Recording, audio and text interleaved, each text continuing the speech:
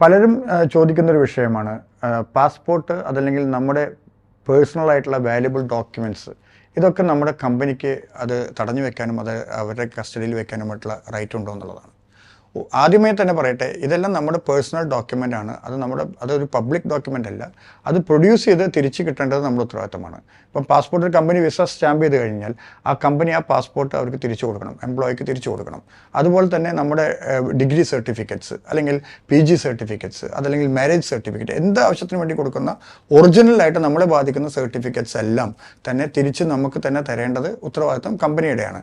അത് ഹോൾഡ് ചെയ്യാനോ അത് തടഞ്ഞു വെക്കാനോ അത് കസ്റ്റഡിയിൽ വെക്കാനോ ആർക്കും അധികാരമില്ല എന്നുള്ളതാണ് UAE ഗവൺമെൻറ് തന്നെ പറഞ്ഞിട്ടുള്ളത്. ഇതിനകത്ത് ഒരു വ്യത്യാസം വരുന്നത് പാസ്പോർട്ടിൻ്റെ കാര്യത്തിലാണ്. അപ്പോൾ പാസ്പോർട്ട് ചില കമ്പനികളിൽ വളരെ താക്കോൽ സ്ഥാനത്ത് ജോലി ചെയ്യുന്ന വളരെ ഇമ്പോർട്ടൻ്റ് സ്ഥാനങ്ങളിൽ ജോലി ചെയ്യുന്ന ആളുകളുണ്ടായിരിക്കും.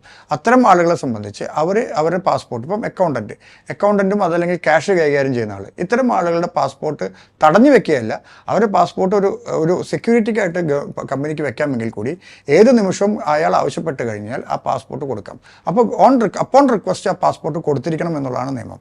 ഒരു കാരണവശാലും അദ്ദേഹത്തിൻ്റെ യാത്രയോ അദ്ദേഹത്തിൻ്റെ സഞ്ചാര സ്വാതന്ത്ര്യമോ പാസ്പോർട്ട് പിടിച്ചു വെച്ചുകൊണ്ട് കമ്പനികൾക്ക് നടത്താൻ പറ്റില്ല എന്നുള്ളതാണ് UAE നിയമം.